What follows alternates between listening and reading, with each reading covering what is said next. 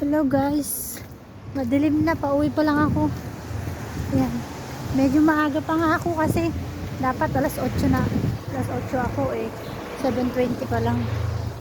Pauwi na ako, hindi ako makatakbo kasi may dala akong malaking bag. Ayan hindi makita kasi sa dilim.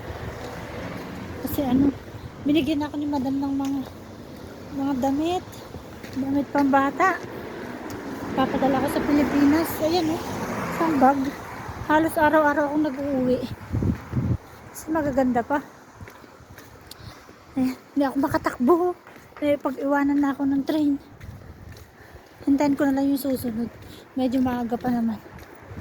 Ayan. Nakakapagod. Tapos isang oras pa ang biyahe ko pa uwi. Kasi malayo kasi ako outside kasi ako nagtatrabaho.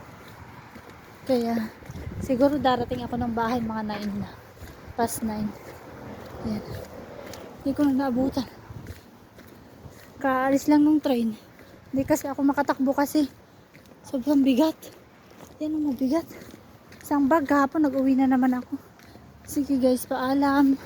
Malapit na ako sa train station. Paalam. See you tomorrow.